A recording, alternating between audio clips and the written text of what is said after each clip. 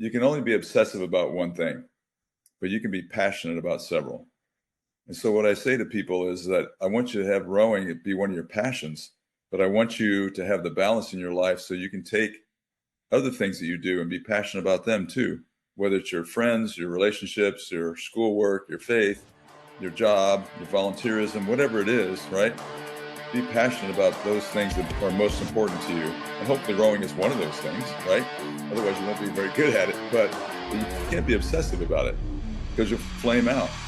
So for everyone listening, we have Kevin Sauer here, who is the head coach for the University of Virginia women's rowing program. And I'm going to let him talk about his introduction and a little bit about who he is. But I think for everyone listening right from the jump, Coach Sauer's name is one of those ones that circulates throughout the rowing world that I've heard on constant, different platforms and people talking about his influence over the sport. Also just watching his webinars and some of the information that he has. So he's not only been a coach for a number of decades and built a successful team, a successful culture that I really want to dive into and kind of make the centerpiece of our conversation today.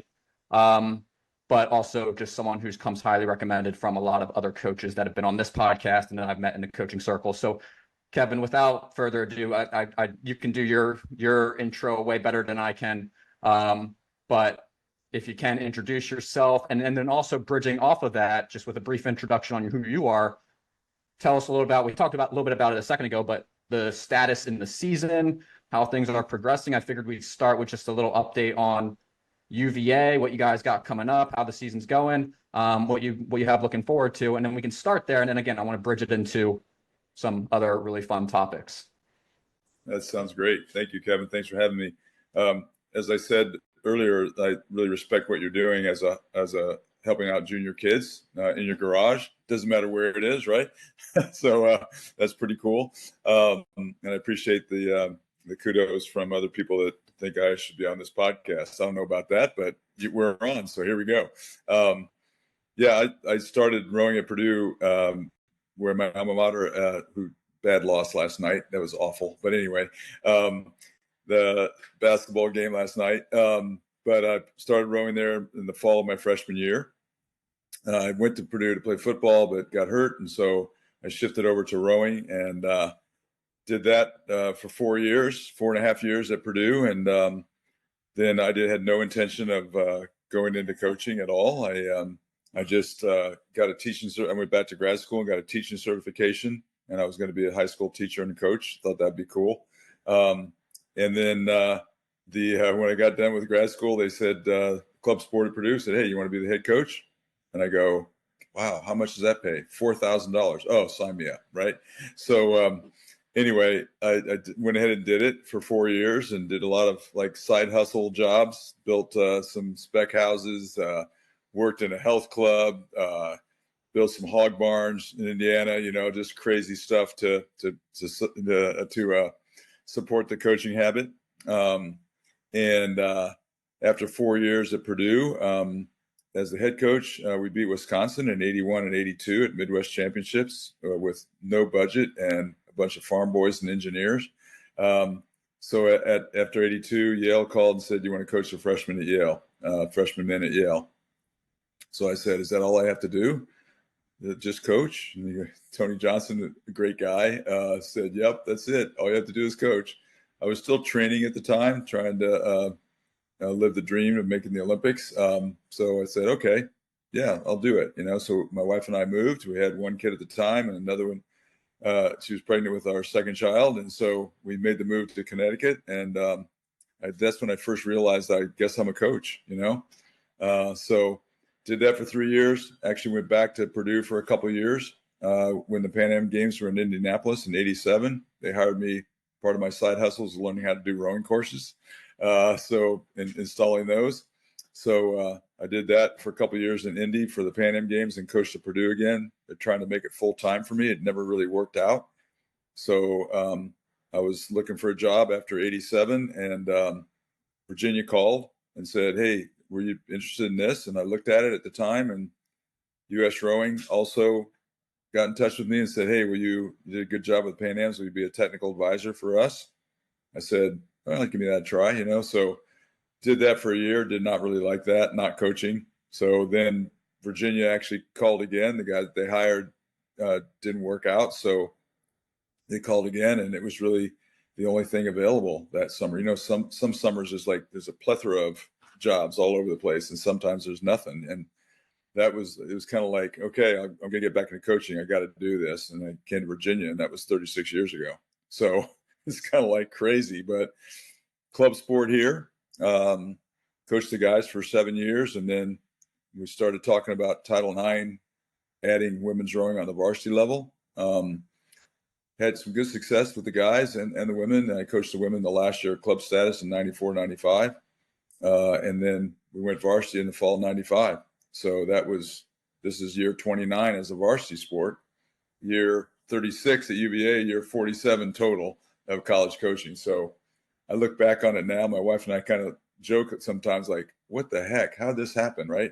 And so including the coaching and the side hustle, the rowing courses, I put the rowing course in 96 Olympics. That was kind of a good payday. So that was good. Side hustle to have. Then I stopped doing that and kind of turned it all over to Tim Royalty. You probably heard of him, puts courses in all over the country. He's done a great job. Him and Bob Whitford worked for me in Atlanta. And then they're doing the courses. So I've kind of concentrated on the coaching gig ever since then, since 96. And, done some, U23 stuff and in the summers, and also was fortunate enough to coach the women's double in Rio. And so, yeah, it's just been a wild ride, just totally wild ride. I look back and go like, how'd that happen? So, but it's been a lot of fun and very, very, rewarding for me. And so you've literally seen since, essentially, if I'm getting this right, the inception of women's rowing as an NCAA. Like you've been coaching since the start of NCAA women's rowing, and kind of seen what it's grown from the beginning all the way till what it is today. And I didn't coach on the women's side, as a college coach, but I've been to the national championship. I was at the Cooper last year seeing it, and it's awesome, like what it's, like the IRA and the men's side is really neat in what they're building. But on the women's front, when you're talking about University of Virginia and Stanford and Texas and Duke, like these are schools that we all saw in the NCAA tournament, for basketball over the last couple of weeks. It's really, just really brand name schools that also support really, really good women's rowing programs. And I'm curious, a question for you is, over that evolution of women's rowing, like, have you noticed, like, what are some of the evolutions that you've really started to see in women's rowing, for whether positives, negatives, or just growth in general? What stood out to you over the last 29 years as a head coach and for a varsity women's program? What's stood out to you, in the evolution of the sport as a whole? Yes, it's evolved an incredible amount, Kevin. It's so my first year of varsity status, when they hired me, they said you have one scholarship and one part-time coach. So it was me and Joel Furtek, who's now the boatman at Yale, that we kind of started this whole thing back in the day, and one scholarship. So I found this kid from Portland, Oregon, that rowed for Nick Haley out there, right? And this other kid from Florida. Ellen Perry was from Portland.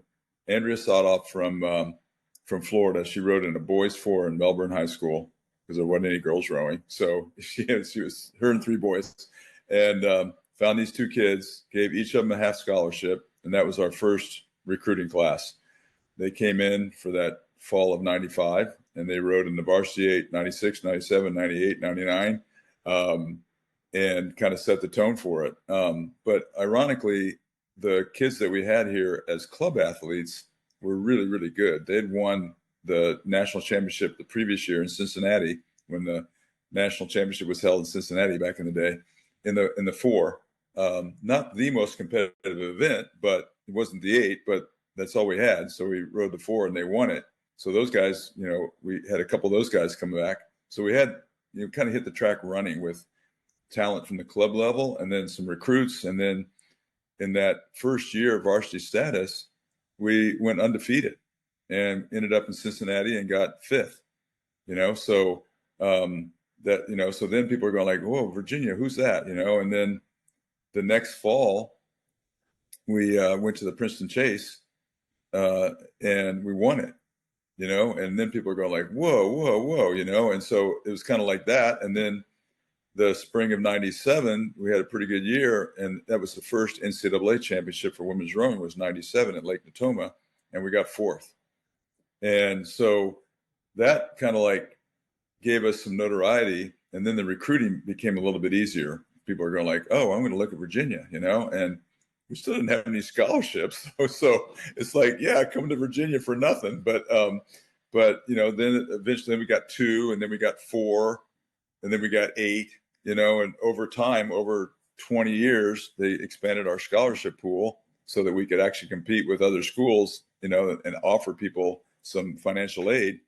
So it just kind of grew and grew and grew and grew and grew. It just like got better and better and better. Then I was able to hire a full-time assistant. And then I didn't have a boatman until 2005, and Roger Payne came. He just retired a couple of years ago.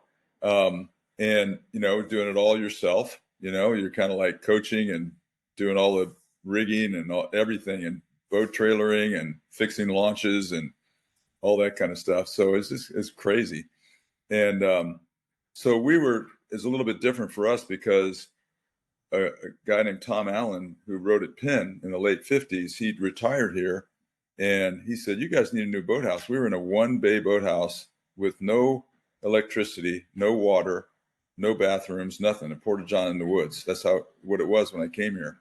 And so Tom came, retired here. He was rowing a single, and he said, you guys need help. You need a new boathouse. And I go, we're living month to month. It's like boathouse is that way out there somewhere. He gave us $100,000. Never seen a check like that before with all those zeros. And that kind of jump started us, and I was able to raise some more money, and we built what the boathouse we're rowing in now. It's like $175,000. We built this 5-bay pole barn, and we've added on since then and stuff like that. But in essence, the men, we did it when we were still a club in the middle 90s. And so the men own the boathouse, and the women just rent space from the men. So I think we're the only varsity team in the country that doesn't actually own the boathouse, So anyway, just like that's a little bit unique. And so we're adding on, a locker room here, a shop there, that, and upstairs we're trying to, raise the money for that kind of stuff. And so the boathouse is great. But it's an old barn, and it's, almost 30 years old now. But it's a great functional place, and our body of water is incredible. So we just keep banging along, and so we just are the kind of program sometimes we call it Frontier Crew. It's like, we had to come from nothing, and we built it up, and slowly but surely we were able to add some staff, and a boatman and some more scholarships. But at the same time, everybody else is too. Some people in front of us, like before we added, fully funded status. So trying to keep up, and some people have done more than we have facilities wise and stuff like that. But you can't let that stand in your way. You just got to keep striving, So the growth, some of the support that some programs have in the U.S. is just incredible, and so trying to still be really, really competitive in that situation is a challenge. It is. But, I keep saying all the time that, boathouses don't make boats go fast. People do. So we just try to recruit the best people we can, and the best character and integrity, and the best coaches we can. And we have an incredible body of water, and we just coach them up, train them well, and, just go for it, So and that's been the formula since day one, And so sometimes we're uber competitive, sometimes not quite as competitive. I mean, I think we finished out of the top 10 NCAAs just one time in 2017. We've been in the top 10 every time, won twice, second 3 times, a bunch of thirds and fourths, that stuff like that. So been, very competitive in the situation we're in, and we just keep banging along and doing the best job we can. And with your so the evolution, right? The evolution of women's rowing of University of Virginia. I think I was reading on your bio prior to us hopping on here, but um, obviously national championships, right? So two national championships and then a V8. I think you guys won the varsity 8 in 2012, right? And then 9 Olympians, I believe. Is that number still accurate, or is it like you've coached not? Yeah, at least 9. Yeah. Yeah. A couple more this year too, so at least 9. Yeah, we have Yeah. a sign at the boathouse on the coming in. Virginia Rowing. On the back of that sign going out, it says UVA Rowing Olympians, and it's chock full of them. So it's pretty cool. Wyatt Allen was on there, the head coach at Dartmouth. Lindsay Shoup, Marlies Smulders. I mean, Christine Roper and Suzanne Granger from the Olympic 8 for Canada in Tokyo. Christine O'Brien, those are the most recent. And we'll have a British Olympian, looks like, this summer. So, yeah, it's been a lot, and it's been a wild ride. So it's really fun to see those guys keep going and do really, really well at the international level. Yeah. And I've met both Lindsay and Wyatt doing the Dartmouth camp up that way the last 2 summers, which has been really awesome. And Lindsay's someone that I'm hoping comes on here someday. I've been exchanging some messages with her. I know she runs around like crazy with what she does, and I think she's also a coach for you. And she's just a wealth of information. Someone I love talking to a lot, and obviously her resume speaks for itself. And one of the things that regarding as we dive into more like building this team, this culture, and the reason I ask about the Olympians and the growth of the team, I was listening to one of the U.S. rowing talks that you gave a couple of days ago. I was looking at it a little bit this morning. I saw it a while ago, and I wanted to rewatch it. But in regards to just developing the culture that you've been able to establish, and it sounds like a lot of that was probably trial by fire as you figured out the very quick evolutions of support, building the team. And with that, one of the things that you referenced was just the athletes. And one of the things that I thought was really interesting, and we can take this multiple directions, but you talked about building the team, and then also you referenced passion versus obsession, and where when you're finding athletes, and their attachment to rowing, the idea of, hey, like, you don't need to be rowing it's obsession. Like, it doesn't need to be an obsession, but you want to be passionate about it, but you also want to have passion within other areas of your life. And I found that super interesting. That stuck out to me this morning. And I'm hoping that maybe this can kind of kick off our conversation as you start to, or as you continue to find your athletes and develop this culture and this program and the constant evolution of building top, NCAA boats. Let's start with that. Like, what has this process looked like in evolving the culture, the focus on the athletes, the focus on the staff? Let's, just where did that begin, and how has that evolved over the last couple decades? Yeah. So our basketball coach here, Tony Bennett, is pretty good guy, and he's got these 5 pillars, servanthood and humility and that kind of stuff. And I always thought that was really cool, but I didn't have any list, just kind of live day to day based on my own personality and faith and stuff like that, is do the right thing every day, And anyway, so I'd done a lot of technical and physiology talks for U.S. rowing conventions for the past 40 plus years. And, but about 15 years ago or so, they asked me to do a talk on creating a culture of success. And I said, oh, that'd be something different. Cool. I said, yes. And then I thought about it after I hung up, and I go, wait a minute, what am I going to talk about? Like how, And so I go, so I sent out an email, and I do quite a few talks for the Darden School of Business and some convention stuff and that kind of stuff. And it's all about this. And anyway, so I said, okay, what am I going to do? And so I sent this email out to all the parents, ex-parents, present parents, whatever, kids on the team now, alumni, friends, like 700 people that I had on my list. It's like over 1,000 now, but on my alumni friends list. And I said this, and I said, look, I got to give this talk for the convention. But it's about creating a culture of success. So I need some help, like a lot of help. Like, so please think about why we've been successful and let me know. So literally, Kevin, within like a week, I had out of 700 emails that I sent out, I had 300 responses. Like that's killer responses, right? I should have asked for money, right? But anyway, and so I just kind of collated all those responses. And again, it's from present kids, alumni, parents, friends, whatever.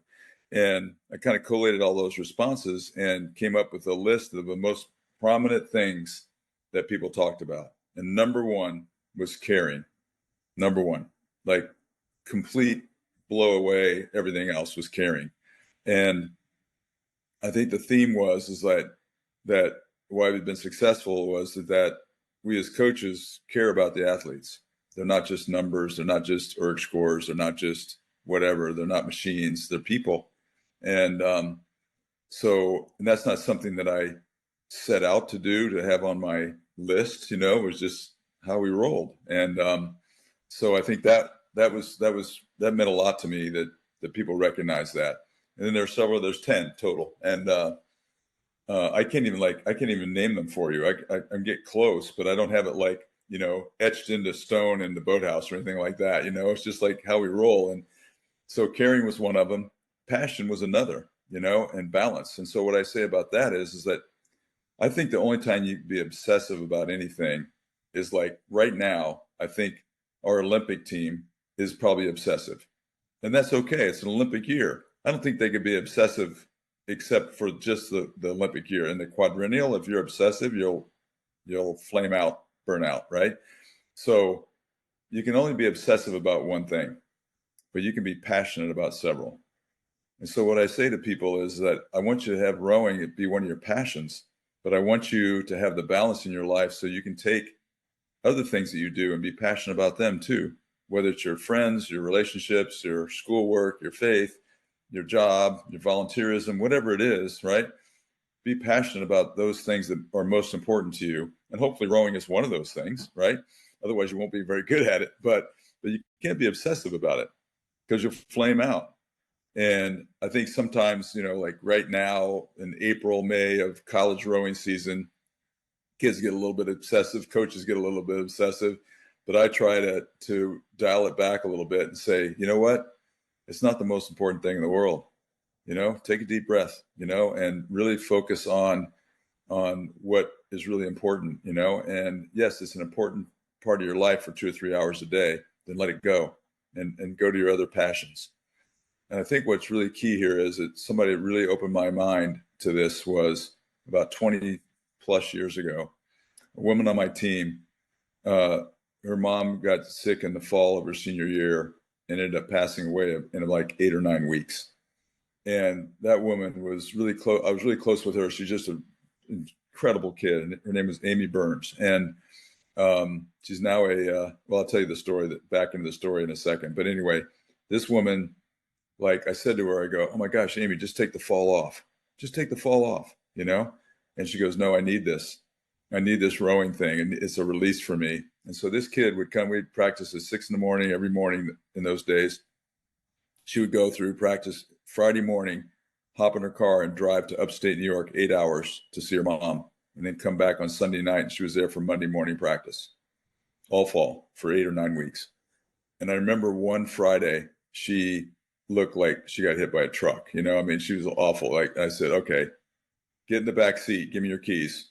I'm driving you, And so I drove her up there and she visited her mom and drove back, and then it was like her mom passed away, went to the funeral, and it was tough, and anyway, that winter, like February or something, this kid is lighting it up better than she's ever done before. And I said to her, I said, Amy, my gosh, here's a great story. You'll appreciate this. We're doing a 2x6K. A lot of people do that, right? So she PBs on her first 6K of a 2x6K, like her, one time 6K PB, right? She comes up to me and goes, Kevin, oh my gosh, I just PB'd on the first one. And I go, great. She goes, great. Yeah, great. But what do I do now? And I go, do it again. PB again, and she goes, and she did it, right? Like crazy. That hasn't happened very often at all, right? I've had PBs before, but not 2 in a row, right? On a 2x6K. Anyway, so I say to Amy, like, what the heck? You're lighting it up. What the heck? And she goes, Kevin, perspective. Before I was obsessed about this. And now, since all we went through with my mom and stuff, I realized it's not the most important thing in the world. That's released me to do what I'm capable of doing. And I still use that 20 plus years later, Kevin. It's like when kids are getting wrapped pretty tight, I go, whoa, this is not the most important thing in the world. Take a deep breath, right? Realize it's not, right? And then that actually will release you to do what you're capable of, so don't be obsessive about it. Don't be wrapped too tight about it. And sometimes I have to, like, Bo comes in and they're like wrapped pretty tight. And I go, guys, you're driving me crazy. Will everybody relax? Just like chill out, have this thing CFO, chill freaking out, right? So I say CFO, and sometimes I have to do that. And every once in a while, the kids will come up to me and go, Kevin, CFO. And I go, oh, okay, got it. Yep, thank you. So I think it's kind of a mutual thing that we all got to keep perspective on board, because otherwise it becomes too much, and it's not that important, it is important. For sure it is, but there's many things in life that are more important. And I think that really, really is a big deal. And Amy, the same kid, so she's a history major. Okay. And so she gets her degree that senior year. And she goes, man, after what I went through with my mom and stuff, I think I want to be a nurse, because she in the hospital all the time and stuff like that. And I go, that sounds great. So she went to nursing school. And after 1 semester of nursing school, she calls me up and says, you know what? I don't want to be a nurse anymore, Kevin. And I go, why? And she goes, I want to be a doctor. And I go, well, then quit nursing school and start getting your prereqs for med school, So she did that. She got into UVA med. It was not easy, right? Graduated number 1 in her class. Number 1. Yeah. History major. Okay. So that kid knew what she wanted and she went and got it. And now she's one of the best pediatric urologists in the world. The kid is incredible. Not a kid anymore, obviously. She's in her 40s. But those are the kind of stories that just resonate, right? That just stay with you for life. Her story. And so that's the kind of stuff that you can communicate to people that you're leading. And I talk about that. I talk to the graduate school of business at Darden Grad School here a couple times a year, executive education. And usually it's military officers. And I'm sitting there going like, I'm talking to you guys about leadership. Give me a break, And invariably, after I do the talk about what we're talking about right now, they'll come up to me and says, Coach, don't minimize what you're doing, because you're not in the battlefield. You're coaching, women's rowers how to make boats go fast. And you think sometimes you're going like, really? But it's important, it really is important. And because you're creating leaders for the future of this generation, so, okay, all right, I hear you, but still you're humbled by, speaking about leadership to a bunch of colonels and master sergeants and stuff like that, right? So anyway, it's pretty cool. And a lot of the other things in that list are about balance, about, the passion, as I said, about hard work, about servanthood is a big one too. It's you're a servant leader. It's like you're in the trenches with them. We do a lot of stuff here that, we have to do, with, around the boathouse and stuff, and kids are just get dirty doing it, and we do too as coaches, and I have a thing called farm girl points here. And what that means is a lot of the kids haven't, worked with their hands very much, done real physical labor. And so I say to them, like, we do something like, getting logs out of and haul them over into the woods and stuff like that. And that's worth 10 points, and that kind of stuff. It's kind of a joke, but, a kid learned a mechanical engineer a few years ago, learned to weld. She brought a 2 pieces of metal that she bead welded together and pulls it out of her back. Look, Kevin, look, I learned to weld. And I go, oh my gosh, that's 50 points. And the girls are going, 50 points? That's a lot. And I go, can you do this? And they're going like, okay, fair, So it's just stuff like that you just realize that, like, there's a lot of things in this sport that you can really learn about life. And that's what I try to keep saying all the time is like, yeah, I got to make boats go fast to keep my job, but my job is to empower these young women to be able to take on the world in a lot of different areas and ways, so I take that very seriously. What's up, everyone? Kevin listening. Quick interruption to the podcast. If you're a high school rower who aspires to take that next step and row at the college level, and you're trying to figure out what is the best path for me, how do I find the best fit academically, athletically, and personally? Let's have a conversation about it. Let's set up a Zoom meeting where we can dive into this is what I'm looking for in terms of schools, this is what I'm looking for in terms of rowing programs, and how do we build a plan that can best position you for long-term success. And this can take one of two routes. It can be specifically within recruiting, where we're creating a list of schools, and based off those schools, we're reaching out to coaches. Or you could come to me and say, hey, Kevin, I want to row at this level. I might not be there today, but I want to develop a path that can guide me in that direction and set me up where one day that could be a possibility. And we're going to have that conversation in our Zoom meeting. And right now, throughout the spring season, we're setting up free Zoom meetings for all the podcast listeners using the code SPRINGRACING24. So use that code, set up a meeting, and let's begin to initiate that conversation and get you moving in the right direction. So again, set up a Zoom meeting on my website, SPRINGRACING24, and let's begin to move you in that direction. Now back to the show. Peace. And the about your athlete who kind of had that change in perspective, through obviously very unfortunate events taking place, obviously for her personally, but almost, it like on the other side of all that, the change in mindset, I think, is something that a lot of athletes can kind of take with, kind of really resonate with, like, especially on the high school level. Like a lot of the athletes out there that I work with are, or just in general, or within any sport, it's like they put so much weight on their shoulders in regards to this next erg test, or, the results from this race, or is that coach going to email me back?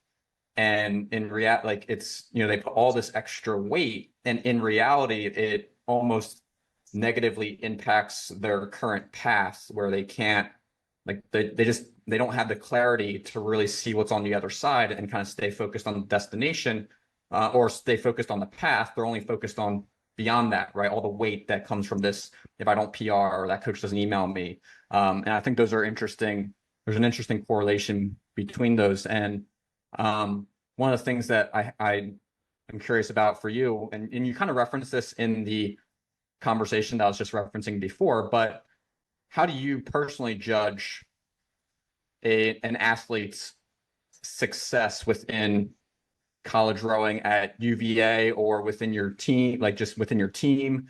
And obviously athletes have their own judgment of success, right? Like, win a national championship, this and that. And obviously every coach, if you're in this business, there's you're competitive, you want to win, but you brought an interesting point in that presentation about, I also judge them based off, or I judge myself based off who they become down the line, right? In their professional paths, and who they are as an athlete, or as a person, as a mother, right? As a parent.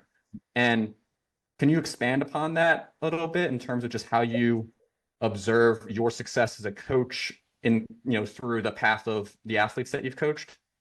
Yeah. First of all, I even said this a couple years ago. Said, I'm not judging you. I'm not judging you. I'm not in a position to judge you. I can assess you. I'm assessing you. There's a big difference between judging and assessing. Huge difference. And so what I say to people all the time, they get wrapped pretty tight, as you said, like a high school kid, like, okay, I got to do this 2K. Then nobody's going to be interested in me. I'm not going to be able to go to college. Oh my gosh, same pressure academically, from various, whether it's parental or counselor or just themselves, like, oh my gosh, I got to do this, I got to do that, and then that kind of, straitjackets them a little bit, versus just allowing them to do what they're capable of. And so I said, look, I'm just assessing you. I'm not judging you, right? I'm just going to put you in a position where hopefully training wise that you are really, really confident in what you're going to be able to do. If you look at it academically, you look at a test coming up, people that are stressed about a test, usually it's because they haven't prepared. They're going to, and, with a test, sometimes you can get away with cramming. With an erg test, you can't cram the night before. That doesn't work, right? It doesn't work great with, academic tests either. But I said, look, if you do the work, if you do the work, you're going to walk into the exam, whether it's a 2K or a physics exam, confident because of the work you've done. And this is the same approach to what we're doing athletically, is if you do the work and you see the results of training, then you go, I'm good. I'm going to nail this, because you've done your homework, literally and figuratively, and there's also physiologically, there's the thing with the brain, you probably heard about this, but like when you go in and you're like too nervous, you can be a little bit nervous, but too nervous and apprehensive about something coming up, it releases cortisol, right? And cortisol is not a good thing. It'll inhibit you, but if you can talk to yourself and say, you know what, I'm good. I'm going to nail this sucker. I'm going to do this, and you talk yourself into it and it's not released and bang, you can do it.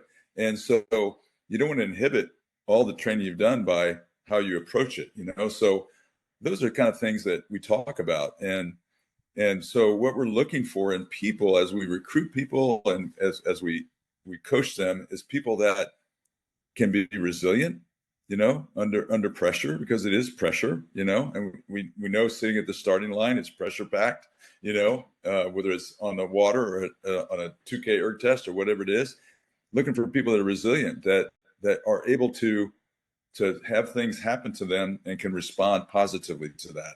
Not everybody's wired that way, so we're looking for those kind of people, but high integrity, high character.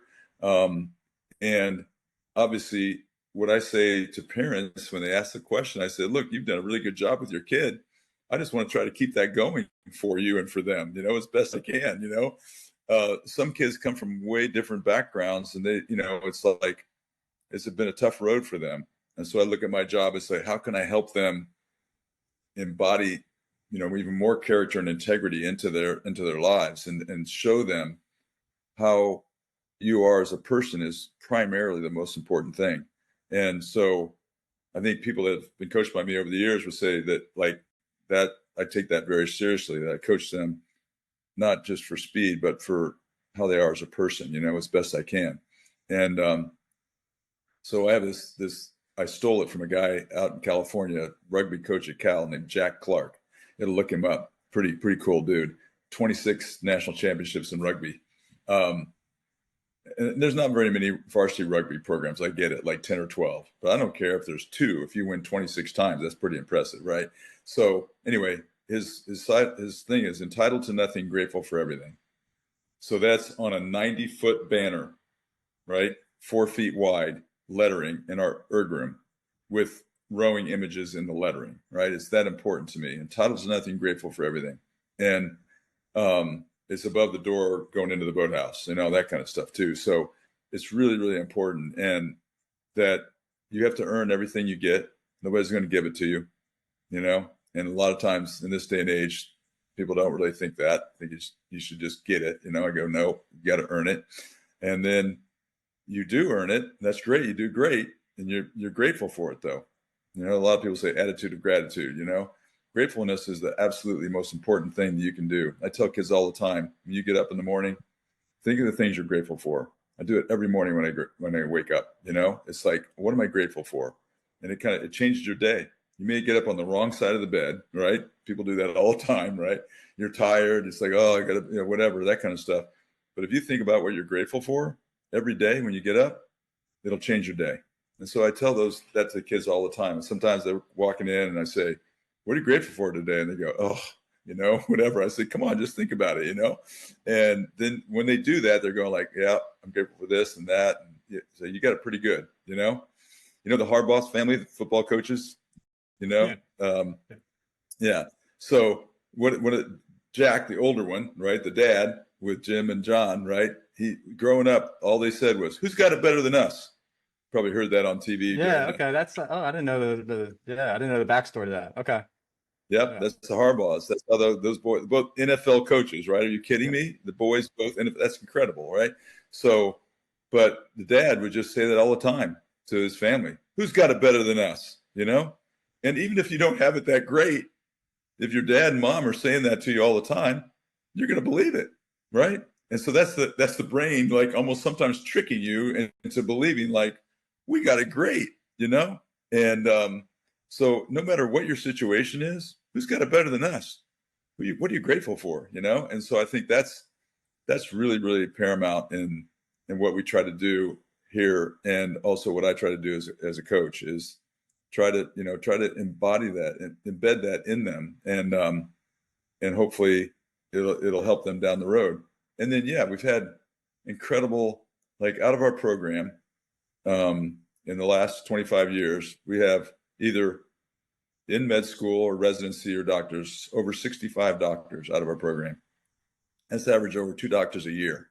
And, that's just really cool, and PhD, like over 20 PhDs, and a bunch of lawyers. And I'm not saying that being a doctor or a lawyer or a PhD is the most important thing, but it shows that people are striving for excellence every day, and they learned a lot. There's a kid that came back, that graduated in 95, and her name's Libby Sherwin, and she had just gotten married and here locally. And she said, can I come by and watch practice and, whatever. So I said, sure. And she's a neurologist, neurosurgeon, something, like she's way up there in the medical field. And so she comes by the boathouse and says, and asked to talk to the team. And I introduced her as a doctor and all that kind of stuff. And she goes, you guys, I don't know how else to put this, but listen to this man and sink your teeth into this sport, because everything that I was successful about is because of this. I never would have made it through med school. I never, for sure, would have made it through residency when you're on like zero sleep, right? And I kept rewinding to, like, if I can do that, I can do this. If I can do this rowing thing, I can do this. And so that's the kind of stuff where kids hear that and they go like, okay, got it. Hear from not me, but from somebody else, that's been successful. And it doesn't matter if you're a doctor, a lawyer, a teacher, construction worker, electrician, plumber, whoever, just do your job as best you can, and be proud of that, not prideful, but proud, and so those are the kind of things that try to embed in them. And we say all the time, this is really cool, Kevin, is that I get all these comments from, like, a bus driver, for example. There's this guy from Southwest Virginia. I'll do my best to do his accent. His name is Harley. Okay. And he said, Kevin, I've been driving the bus for 43 years, and this is the nicest group of people I've ever driven in my whole life. And I go, thank you, Harley. I appreciate that. And who do I say that to? The kids. I say, that's what this is all about right there, Or I hear parents say, like, your kids handled this situation with class, or hotel staff. They were so respectful, they said, thank you, all the time, and that kind of stuff, and respectful. And, if you win, you lose it, you do it with class, and when I hear those kinds of things, I tell the kids about it. And I said, look, for me, we want to win races, but that is more important than winning races to me, because that's life changing and that's life long lasting, And so I think that's the kind of stuff that we want to go fast, but we also want to be good people. And you can do both. And no, that's amazing. I love that perspective. And the interesting thing about it is, like, a follow-up would be like, okay, like, having that in some ways, hopefully, you've it's not that, you probably think that it's like the proof is in the results. It's like having a culture behind that in many ways shows, like, you guys can still be a top end program nationally, but still foster a culture where, again, like, the athletes first, the mission is within, and the development and how you assess athletes is based on not just what did they pull on that particular day, but what did they do in the 15 to 20 years beyond, when they left University of Virginia. And you can still do that and have success at the highest level. I think that's a really, really fascinating and really interesting, that you can kind of pair those two. It's not win at all costs all the time, and obviously maybe it's seasonal where, hey, like, we come around to May and conference championships and going to NCAAs, like, there's a heightened level of intent behind every stroke that, we're at a very competitive phase, but we still want that balance within life, because I think in many ways that's how you have longevity, with the culture and the results that you're doing. And my follow-up question to that is, you've obviously, with your how long you've been there, have probably cycled through a lot of coaches, building a staff. I think when I saw on your website, you have a number of assistant coaches. You have a team that delivers, in many ways, are an extension of you, and and delivering that message. How do you go about creating that team, and the importance of the coaching, having assistant coaches that buy into the messaging that you as a program are trying to use to kind of guide you? Talk a little bit about that, and building the team of coaches and how that influences the program. Right. Well, I have two coaches here that wrote for me. Kelsey Shadoin is our associate head coach, and she graduated in 2008. And then Lindsay Shoup, you mentioned before, graduated in 2003, came back for another grad year, 2004. So those are two of our coaches right now. So they kind of have lived it, right? And then two other coaches that I have hired. One, Morgan Bainham Williams from Great Britain, who's fantastic, former coxswain, and just a really, really great personality and fun to have around. And then Annie Thompson's her third year here, and she's great personality as well, just like fun. And I just think that, the sport's hard enough, right? The sport's hard. We don't need to make it harder in every way. It's hard just by itself. So let's have fun what we're doing, and so Kelsey is the recruiting coordinator. She's in charge of that. And she, was obviously, about Lindsay, Olympic gold medalist and world champion, and Kelsey, under 23 gold medalist in the 8 that I actually coached back in 2008. And, so they've done that. They've been at a high level in rowing, but came out of this program and then came back after doing a lot of different things, right? Kelsey came from Stanford. It's like a miracle that I was able to get her to come from Stanford to here, and Lindsay did a lot of different things and has settled here and wants to coach at the collegiate level, and so very blessed with that. Morgan, world champion for Great Britain as a coxswain, and Annie rode at UCF and rode in high school and got a grad assistantship at Miami, so wanted to, get into coaching. So our staff is awesome. And Jeff Mork is our boatman since Roger retired. He's got a lot of experience. And I think everybody's bought into the premise that we care about the athletes. Do we drive them hard? Yeah. One of my things I say is you can be really demanding without being a jerk, So how do you be really demanding without being a jerk, right? So you can demand a lot. I'm not saying I'm perfect at that. I'm a jerk every once in a while. Everybody is, right?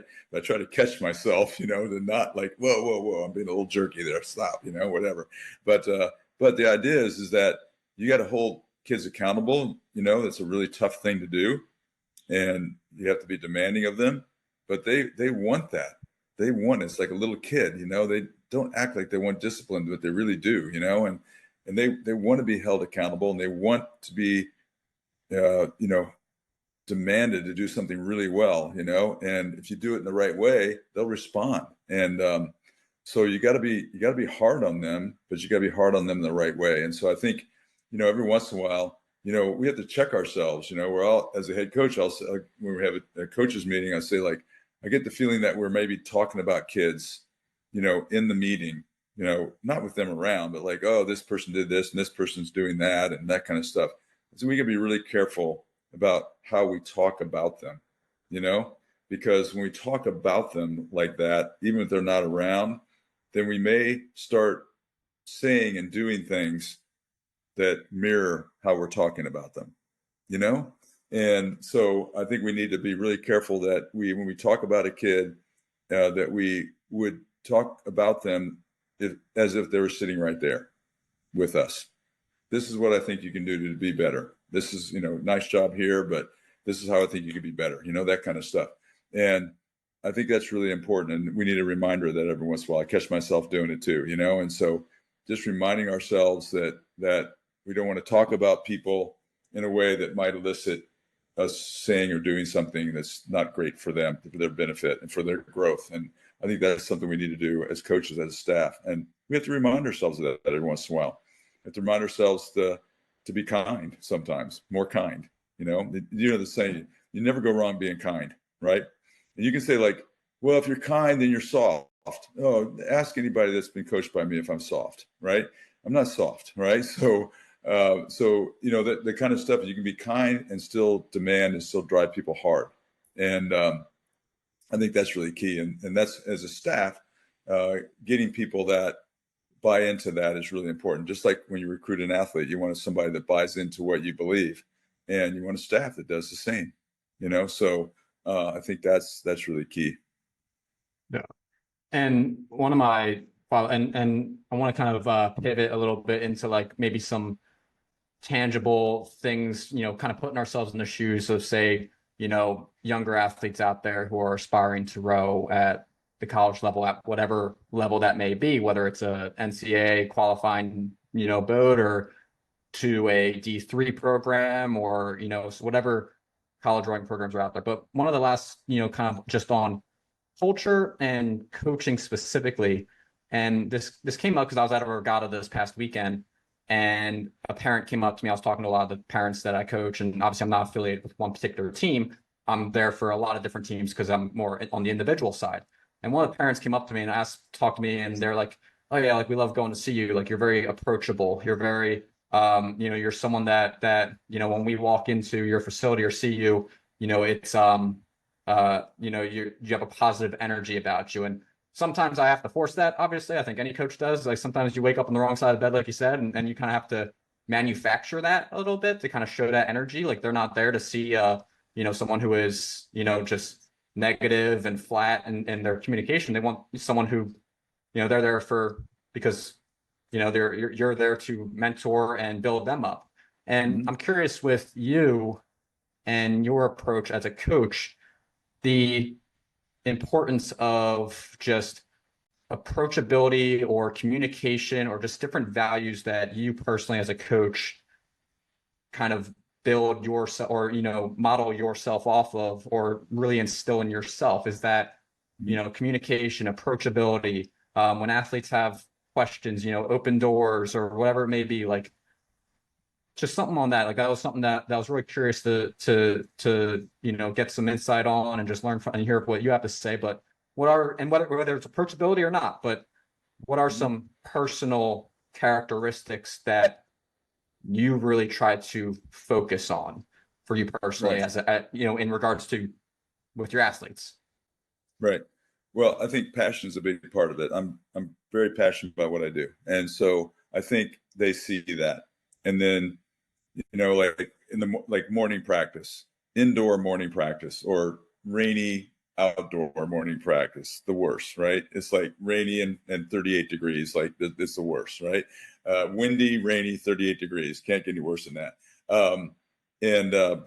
But if you as the head coach or the leader of the program said, come in like, all right, here we go, guys. Yeah, let's rock and roll. They're going like, really, dude, really, but I say something like, look a little zombie like this morning, guys. Let's go. Come on. No zombies. Let's go.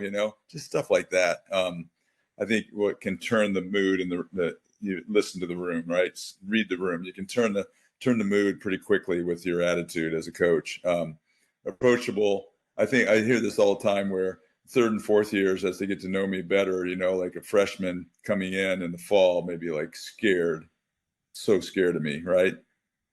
I mean, I try to have a smile on my face, but I sometimes have a stern face, and I don't mean to be stern. And so maybe outwardly I'm going like this, but and then they're scared of me. And then the upperclassman goes, "Don't worry, don't talk to him. He's fine. He's not going to bite your head off. Like just talk to him. Just do it.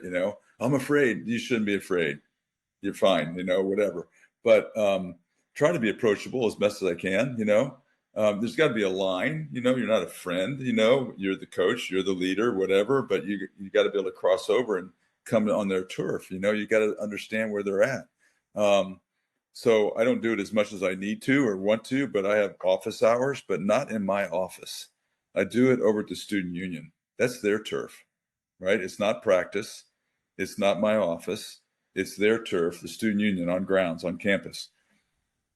you open that up, and then they open up because it's not like intimidating, so be approachable, and they say, well, okay, if you sign up for a 20 or 30-minute session, on Google Doc or whatever, and I tell them when they start the conversation, so this is for you, not me. What do you want to talk about? Really? And I go, yeah, whatever you want to talk. You talk about calculus. I won't remember it, but you can talk about it, right? And that kind of stuff, or a relationship that's hard for you, or rowing, or you got some video, let's look at video, whatever you want, right? And so you give them the choice of what they want to talk about, what they might be struggling with, and then the floodgates open up, and they won't tell you everything, and I don't want to know everything, obviously, but there's some things that they may not be able to tell, somebody else on the team, or they might have a question about, or whatever. And that's what we're here for, so being approachable on their turf, I think, is really important. And then just having a good attitude, just having a positive attitude. And again, I don't succeed at this all the time, but I sent something out to the team. I try to send a quote every week with the training plan. I send it out on Sunday. And I'm going to look it up, make sure I didn't get it wrong. But if I didn't paraphrase it right. So let's look it up here real quick. But anyway, so when I send those quotes out, it's for them, it's for them to kind of think about things in a little bit different way, and I think that's a really cool thing about this, that what we're doing. Well, the one I sent out this past week was, the magic you are looking for is the work you are avoiding. All right. So that's not necessarily a positive one, but the idea is that when you're looking at these kinds of things, you're looking at, you're just doing things that will make a difference in their lives, and if you can send a quote out and said, one of the quote, I'm going to paraphrase it and butcher it, but I can't find it, but it's like, the world really revolves around those that are optimists. If you think about it, it's something like that. Those people that are optimistic and positive, those people are the ones that are going to ultimately really control what's going on, Another one, this is a guy from James Clear. He's an author of Atomic Habits. Really, really good author, really good. I cannot control the other person's behavior, but I can control my response. Their actions may be rude or unacceptable, but I still want my response to be measured and thoughtful. Even if they are not doing what is right, I still want to make sure I am doing what is right, And I send those quotes out just to make people think a little bit, and just make them kind of assess, like, where am I at right now, And so I think that's really key too, is that positive people, the feedback you give is positive. I'd say probably to a kid once a practice, like I'll pick one kid out, maybe two a day per practice, say, Sheila, I said this morning, Sheila, that's the best you've ever rode in your life. Way to go. She goes, really? And I go, yeah, that's the best you've ever rode. Now you can take that two different ways, right? Like, my rowing was pretty bad before, or you can take the positive of it and say, like, wow, I'm starting to make some changes. Cool. And yeah, the way you approach people and how you correct them and stuff like that, you've heard this all the time. Can you start with a positive and then say, but you could do this a little bit better, or whatever, that kind of stuff. I don't succeed at that all the time either, but just giving them the feedback, like, yeah, way better. That's it. They're going to respond to that, and like way better than they are if you just ride them, every stroke for something they're doing wrong. Sometimes that's necessary. Yes, no, sort of, no, yeah, sort of, if they like driving it home, but, if about the catch or something, but, you really can get a lot more if you're positive, just in general.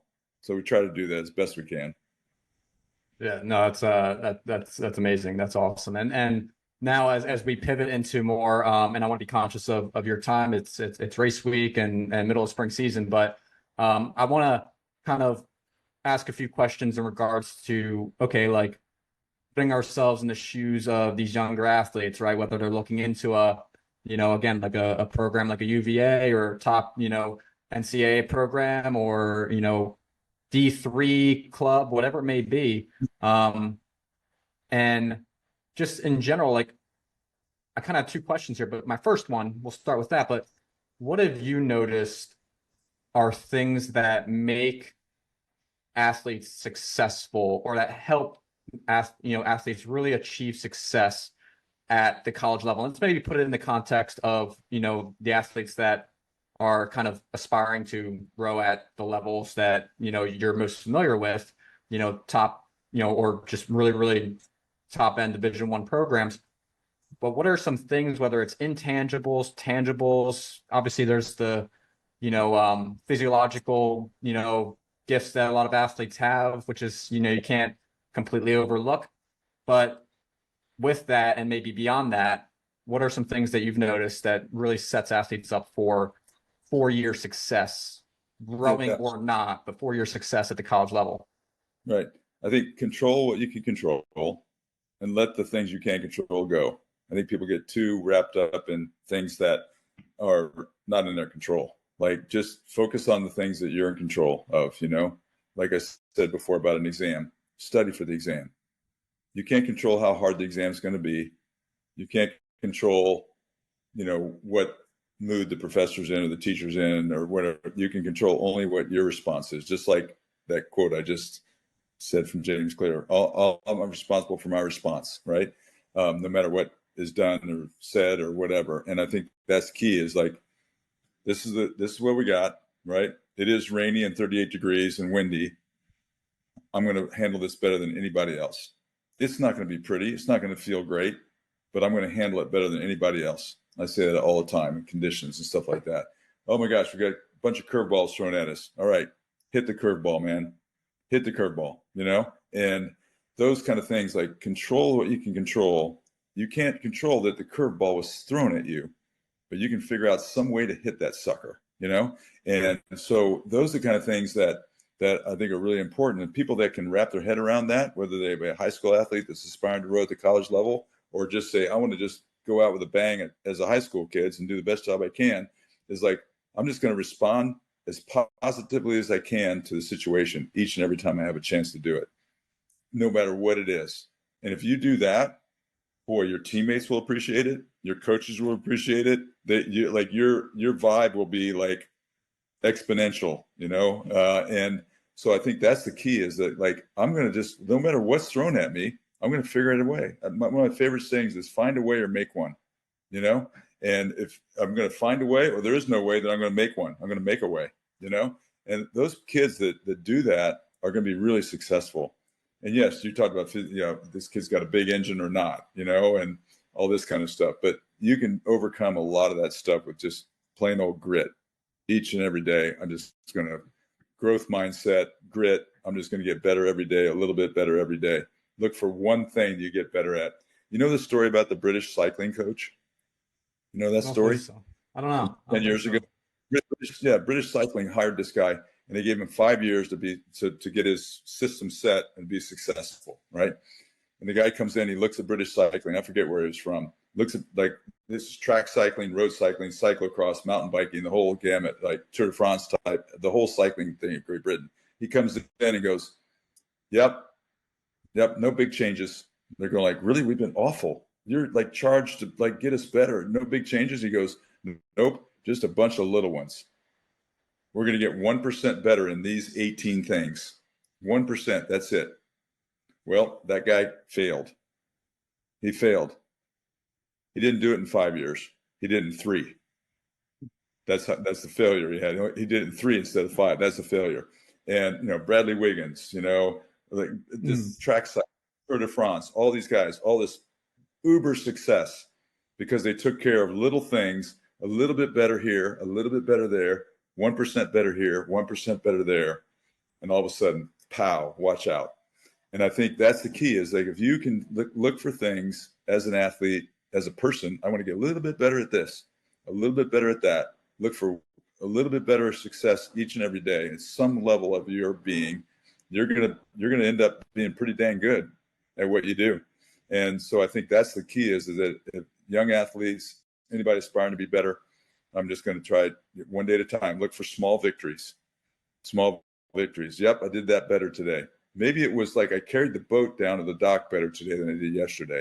Maybe I picked up the oars and got them on my shoulder, all 4 of them, without dropping them. And I did that yesterday. Whatever it is, you give yourself little small victories, and then those will start piling on top of each other.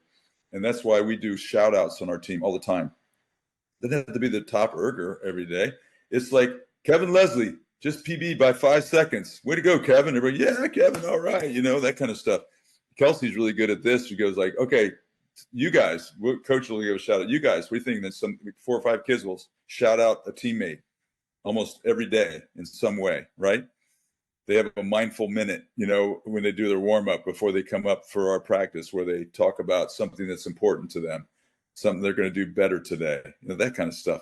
It just keeps, you know, geometrically exploding if you do that really well. I think that's what I would think would be kids who can latch onto that and really focus on, I'm just going to get a little bit better today. I'm not going to complain. I'm not going to whine. I'm not going to do any of those kinds of things that are negative. I'm going to go like, okay, how can we get better? You know, how can I bring my teammates with me? How can I get a little bit faster on the erg? Get that blade in the water a little bit better. Keep it in the water a little bit better. I think I didn't wash out all day today, or maybe just a couple of times, you know, or whatever, that kind of stuff. Those little things where you kind of capitalize on that versus worrying about the fact that it's rainy and 38 degrees and, you know, and windy. Capitalize on the things you can control, because you can't control that. You're practicing. We're all here. Might as well make the best of it, you know, whatever, whenever it is, wherever it is, bring it on. I think that's the way to really get better. No, I love that. That's awesome. And there's so many things in there that I would love to just have continuous follow up on. But again, I want to be conscious of your time. But I guess my last question for you is and again, you kind of already tied it in a little bit, but what advice, like, you know, my last question before we kind of, you know, have some closing thoughts here, but it's like, what advice would you give to just these athletes who are just getting started with this process, or, you know, misconceptions around the recruiting process, or different motivations that they may have in regards to, you know, wanting to row in college at the college level, and just, it can be pretty broad, but what advice would you kind of give to athletes who, again, are where to start in navigating this process? Maybe they're dealing with intimidation of reaching out to coaches, or, you know, they're trying to understand, like, what is the motivation to go and, you know, do I want to get a scholarship and this and that? Like, yeah, pretty broad question, but yeah, what would be your advice for those athletes who are just beginning this process? Yeah, don't be afraid to reach out. Don't be afraid to reach out. Fill out questionnaires. Every team's got a questionnaire. Fill it out. That gets you in the database, right?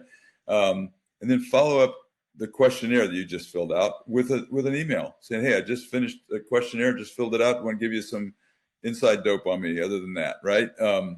And don't be afraid. And don't be afraid. I get all these emails. We all get all these emails where there's kids going like, all this stuff, these results and all that. There's nothing in there. Height, weight, 2K erg score. Nothing. Nowhere in there. Like, are you kidding? Like, you got it. Like, people go like, and I said, what's your 2K or what's your 6K? Oh, I don't remember. Really? Like, do you remember your birthday?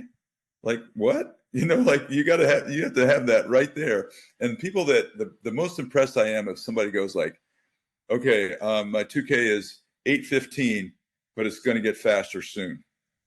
Fine.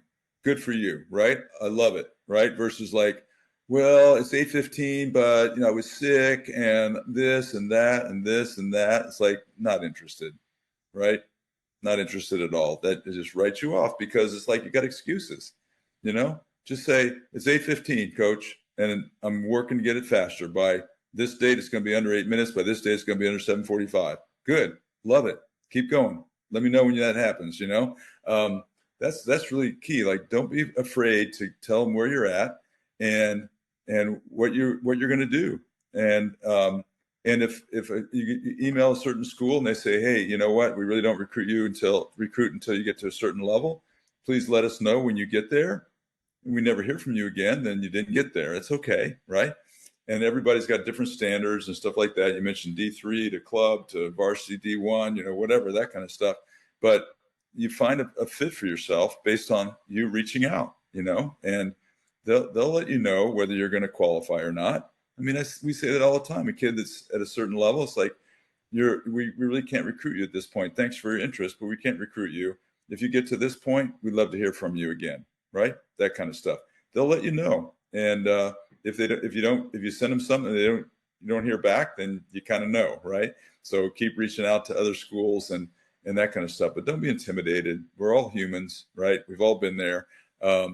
Just go ahead and reach out, and don't be a squeaky wheel, but it doesn't hurt for you to give updates every once in a while too, especially those updates. You're doing better and better. I've had a couple kids that I've challenged, and they've responded to the challenge. That's exactly the kind of kid I want. This one kid was like pretty slow, and she just kept locking in and just doing better and better and better and better. And she never got to the point where, oh my gosh, to our recruiting limit, but I just liked her vigor, she just kept coming at it, and so we recruited her, and that kid just kept going and ended up being in our 2B, which she would have never got recruited ever, but she just kept at it. And it was really impressive and just didn't give up. She was a bulldog, and so those kind of stories happen, and you go like, wow, all right, that's the kind of kid we want that just stays after it. And I said, I just encourage people just to do that. Just work hard, have a great attitude, no excuses, and keep in communication. No, that's amazing. And we could have a whole nother podcast just on that, and maybe down the line we will, because that's another area that I think hearing from you would be incredible for the athletes out there. And I think that's incredibly valuable, just with just with that little bit of advice right there. And in closing here, I guess my last kind of questions for you, it's like, okay, like anything before we wrap things up, but anything cooking with you and Virginia as you guys get ready for or you get into the thick of the racing season, and also if there's anything that any last parting thoughts that you would have for the audience that we can kind of close things out with. But again, I think this is, before I even get to that, this was an amazing conversation, which is what you're sharing to not only me and my own personal development, but also for the athletes out there. There's things that everyone can take away, coaches, athletes, everyone. So before we even get to that, thank you for this amazing information. And I will definitely want to come down and ride the launch someday and actually see it in action someday. So I'll circle back around to see if we can make that happen. But any last parting thoughts for you and what you and your team have cooking this spring? Yeah, we're in the thick of it. As you said, we got a big race at home at Lake Monticello. It's not where we row, but it's where we race sometimes for big races. It's about 30 minutes away, and we put in a couple buoy lines and starting that tomorrow, getting those in, hauling launches out there, hauling equipment out there. So it's sort of a home race, but the athletes, it's only 15, 20 minutes more to get to where we're rowing. For the coaches and the boatmen, it's like a lot of work, but that's the way it goes, right? So we have Stanford, Cal, Yale, Syracuse, Oregon State, and us this weekend. So pretty smoking field. So we're kind of injured and sick right now. A couple monos, couple injuries, that kind of stuff. We're down some people. But as I told the kids today, I said, we're going to race with who's here, man. We're going to do the best job we can with who we got, So lay it down and creating opportunities for kids that may not be as high as they are right now. So seize that opportunity, carpe diem, right? Seize the day. So we're doing some, going to go after that this weekend and see how we can do. And then we're going to Texas to race Stanford and Ohio State at the end of April. So no rest for the weary, huh? And then we got ACCs 3 weeks after that, and NCAA's 2 weeks after that. So so it's a pretty packed, fast schedule, but I wouldn't want it any other way. Just like, where are we, And as we get some people back, we're going to probably hopefully be a little faster than we may be now, but we're going to throw everything down we got right now with who we got. So it was encouraging to the kids this morning about that. So it's about, there's like no excuses, here we go, let's go. And we'll throw it down with everything we have. And we did that 2 weeks ago at Columbus, and didn't race particularly well in the morning, but in the afternoon against Ohio State, we raced a lot better, and we were able to get them in the varsity in the 2B, and that was a better way to end the weekend than it was to start the weekend, losing to Michigan in the morning. But the kids respond; they're resilient, and they listen. It made some technical things about how we could have done that better in the afternoon in Columbus, and they did it. They did a nice job and showed a lot of grit coming from behind. So things like that, where you're very encouraged as a coach to see growth like that. And I said, I say this all the time. I go, when they do something really, really well, that's like, I say, that's an epiphany row, right? So remember that, you had an epiphany, you figured something out, like, remember that the rest of your days, so those are the kind of things that when they do that, you let them know it, and so hopefully we'll be able to pull out some good racing this weekend and give it the best shot we can. No, this was amazing, Kevin. I appreciate you coming on. This was awesome. This was incredibly educational for me as well.